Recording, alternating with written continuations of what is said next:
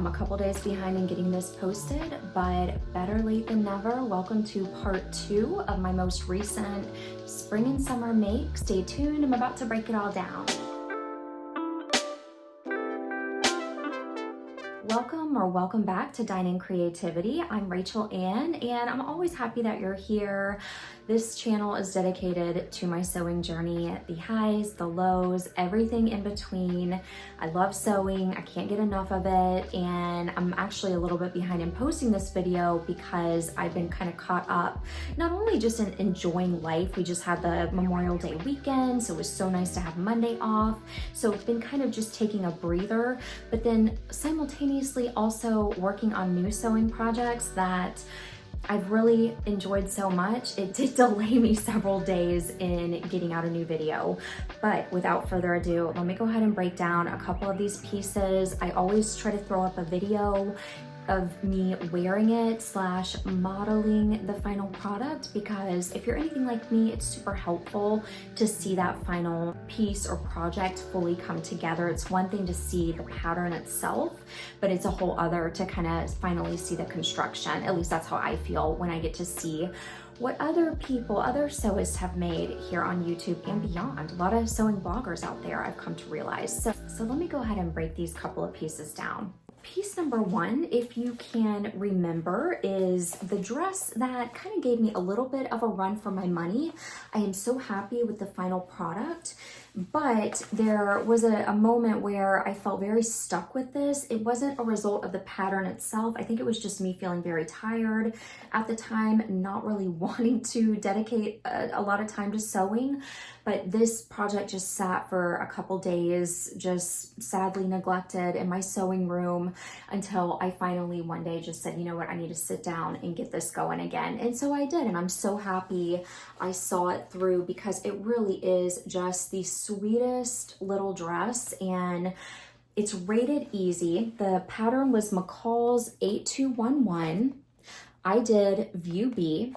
The other variation of, they're the same thing essentially, except View A, it looks like you gather and put that elastic through the sleeve. And so I just left it open. I thought with the material, it would be cute to really have this floral border shine.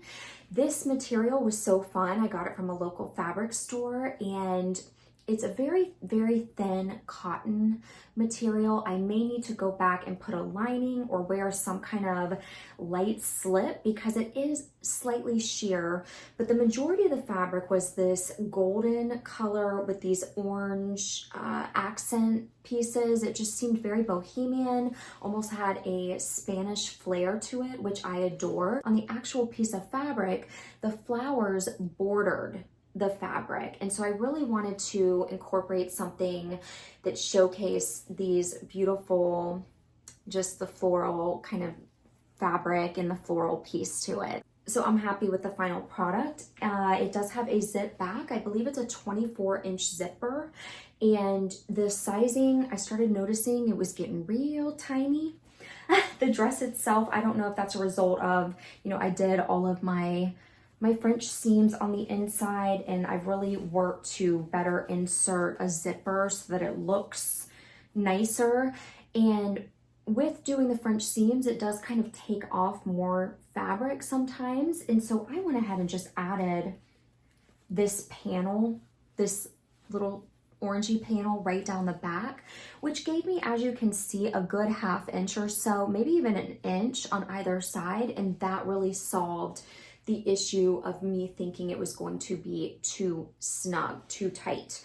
So this is a pattern that goes from, it looks like size 8 to 32W. So quite a range of sizes. And I love that. I think that this is one of those dresses where it'll cinch you in right at your waist or just above it, kind of give that higher umpire waist look, which I adore. If I recall, I think I even lifted this middle band up a few inches or an inch or so because I wanted it to hit right here at that point on my body. So this was the final product. Loved it. Again, this was McCall's 8211, and this one was View B. A couple weeks ago, I showed you that very lightweight denim material that I had found also at my local fabric store. It has so much stretch. This has gotta be denim mixed with spandex. I mean, it's very light. But I got to looking at it and I thought, why not just use it for some cropped pants? And I'm so glad I went with that because I'm starting to get more practice in making pants. I'm realizing it's not as difficult as I had thought it would be. I mean, in my mind, I just said pants, how am I gonna do that? But the pattern I used to create these cropped jeans was New Look 6678. I went back to the one I know. I'd made these before in a pair of linen, beautiful linen material I had found, and did them full length. This time I just cropped it accordingly, a couple inches. I didn't want it to be, you know, high waters or anything like that, or capris per se, but more that almost midi, not ankle pant either, but a midi type pant that really kind of draws you in at the waist and then flares out slightly. These are the most comfortable pants ever, and the one piece I added, and if you look up at it too closely, it looks kind of odd, but I had to put elastic in the top to really cinch in the waist a little bit, and it has a side zip, which helps, but they were still too big. I mean, I didn't want to sit down and have the waist kind of flop open, and this material does stretch out. So I went ahead and put an elastic band all through the top, but then covered it with the waistband to camouflage it. And so you really can't tell. I mean, it's not creating a super tight elastic look, but just enough so that I feel confident if the pants stretch out during the day when I'm wearing them, this will keep them up around my waist. So that's just an option that you can do, but this is a great pattern. This is a great beginner pants pattern for anyone who is looking for one. It's just also one of those nice staple pieces because it's really just two pieces, couple darts in the back. You could modify this, you could make them into shorts, you could, I mean, really make them cropped like I did. You could size up a couple sizes and add elastic all around the waist and almost create those nice flowy linen-like pants that we see everywhere in the summer. But this is just a great pattern to do so many different things. So this is New Look 6678. This was a fun little project that honestly I just cranked out and finished it up this morning, but it was a cute little pencil skirt with this really fun canvas-y type fabric that I found when I went on a quick Joann's run the other day, and walked out with a couple more things than really what I had set out to get there, but this fabric was one of them. It was super discounted, $4.99 a yard. Now, I'll let you in on a secret. This, I do believe, is fabric for making pillows or upholstery, but it is so thin and so lightweight, and it was perfect for a pencil skirt that I decided to scoop it up for the skirt itself. The pattern I used, I went back, I had just worked with this not too long ago, but this is New Look 6741, and this is View C. This is overall a great pattern to work with. It always requires me to do a few alterations to get it to really fit the exact way I want it to. I've also found it to be a little tricky to get the waist to fit me so that it's comfortable and it's not too tight, because if I fit it real close to my body and then you sit down, the garment almost feels too tight. So I had to kind of work with that a little bit to make it the way I wanted it to. The trick I did, and I'm sure this is a skill I will learn, is to really tailor it perfectly. But for now, this one works for me.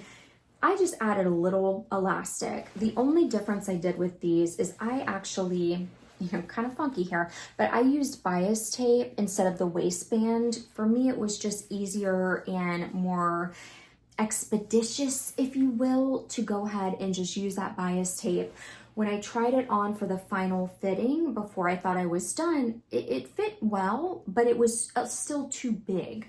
So that's where I basically just sewed the two ends of the elastic here on the back to hold it in place.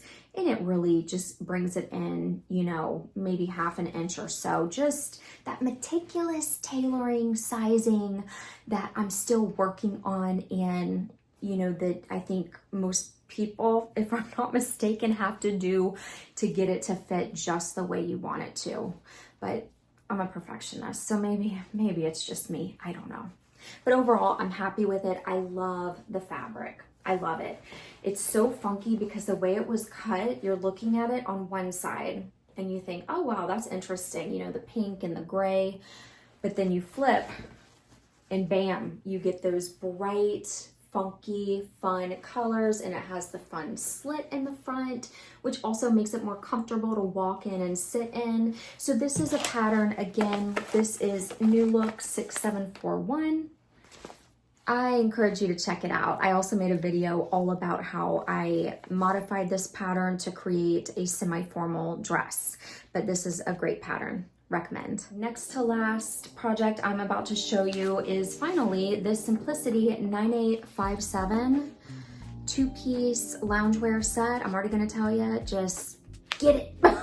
I recommend it so much. It was so cute. It was so much fun to work with, and I wear it all the time. Definitely want to get some more fun, comfy knit fabric to sew up another version of this. So again, Simplicity 9857. This is rated easy. It is in size extra small to extra, extra large. And they're saying that the sizes of XXL, okay, extra small, it goes from 4 to 6 to size 24 to 26. And this would be a very easy one, I think, to modify and take in the way you want it to be taken in, to extend it. Just an overall fun, very cute pattern that I cannot wait to keep sewing up. A couple people in one of my previous videos mentioned that they had made the bralette. Still haven't gotten around to that, but that's on my list. I've heard it be highly recommended. So food for thought there. The difference with this one, and I briefly showed this to you in a previous video, I didn't want to do the buttons, so I just cut it on the fold to create a lounge full top instead of a lounge cardigan. I'm so glad I did. It just suits my purposes a little bit better. And then I want to become more proficient with buttonholes, and then I will create a cute cardigan as it was meant to be made with the pattern itself. But for now, if you are a little leery of buttonholes and buttons too, when you go to cut it, just make sure you cut that front piece on the fold, and voila, you got it. A full, you know, cute top. And really quickly, I will also show you the pants. Let's see, okay, that's the back. These were also just so much fun, so easy. The pattern was so straightforward. There are not any darts or anything. You just add your elastic and you are good to go. Okay, so the knit fabric, it did make it kind of get a little funky, and I went off a couple times.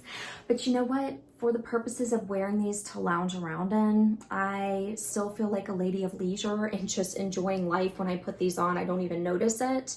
But that's just something, as I'm making the video, I noticed, so I'll go ahead and call myself out. But other than that, they were just great to sew up. So again, check out Simplicity 9857 if you have not already, and enjoy. Last but not least, I know in my last video I showed you the peach polka dotted dress that I had sewn up, which was, the pattern was pure heaven, but I thought, would it be dreamy to sew with that pattern again? Let me put it to the test, and that's what I did. And I am here to confirm that this New Look pattern 6693 is one of my new favorites, particularly, well, actually the only view I've sewn up is view B. Highly, highly recommend. Once you put in the darts on the top, I'll show it to you. Darts here, then darts at the bust. You're pretty much smooth sailing. I mean, that's really, I'd say, the most complicated piece of this particular dress. And the darts are very, just honestly, because they're so long, they're not they're very easy and straightforward to sew up. And then you just add the little sleeves. It has a beautiful, nice kind of drapey skirt. I have extended my skirt in both of my dresses to make it more of the maxi dress style. The final piece, I'm kind of cheating here in terms of being totally done with it. I added this bow. So I just need to sew the bow on there and then I'll be good to go. But this was just so much fun to sew up. It's one of those dresses. I don't know where I'm gonna wear it yet, but I'm just so happy with the final outcome. It was a lot of fun. Here's where the issue ran in, and this was a user error. This was not an error of the pattern itself. I learned a lot about when and how bias tape gets stretched out and the no-nos about it. I went wild watching all kinds of YouTube tutorials, but I'll share with you what I learned so maybe it'll help you out. This looks like it's much higher up than it is. Obviously, you're going to see the video of me wearing it, but just a statement there about that. I put the bias tape because I had the bright idea. Let me do that instead of, I don't want to line this. I don't want to make this overcomplicate this project. I'm just going to wear a slip under this. If it is that sheer, it's really not. So I think you could go either way. But I didn't want to line it. And so I'm thinking, what could make the crispiest, most tailored looking edges? Bias tape. Let me do that.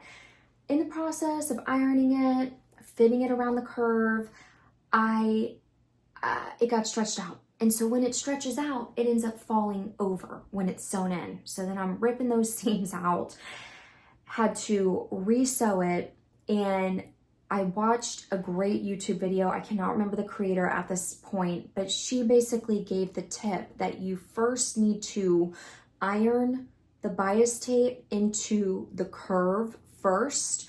So you would lay it on your ironing board and just iron it into the shape of the silhouette, the neckline that you're needing, and it won't stretch it out. It's basically set in that shape. I didn't do that. I literally used my roll of bias tape and was just pinning it straight here. Did not use my iron to form it first. So I had to add some elastic. Let me just cut this long story short. I had to add some elastic because no matter what I was doing, it was still gaping. And rather than rip it all off, because I had already ripped those seams out, I did the elastic. Honestly, I am happy I did because it really gives more of that milkmaid vibe to it, that milkmaid flow, and I love it for summer and, you know, I don't know, going to lunch or whatever. I mean, I'll see where and what occasion this dress fits, but for now, I could not recommend this pattern more. I know I keep singing its praises. This is New Look 6693. But you know, when you find a pattern that each time you sew it, which now it's been twice for me, and it turns out beautiful and you love it, you got a good one. So I would be interested to hear if you've sewn with this and if you've had the same experience, but it's a great one to, I think, give a try. Well, that pretty much concludes my part 2 of my recent makes for this week. Next week, I am going to take you on a very short tour of my sewing room. Also talk about my sewing machine, give you some thoughts, some reviews on it. If you have been looking for a sewing machine, I'll tell you all about mine just to add to the mix of information on my experience using it. But what have you been working on? How has summer just been going in general for you? Are you enjoying the outdoors? Is it already too hot where you live? Either way, and no matter what you've been up to, I hope you have been doing well and taking good care of yourself. As always, be very well and happy creating.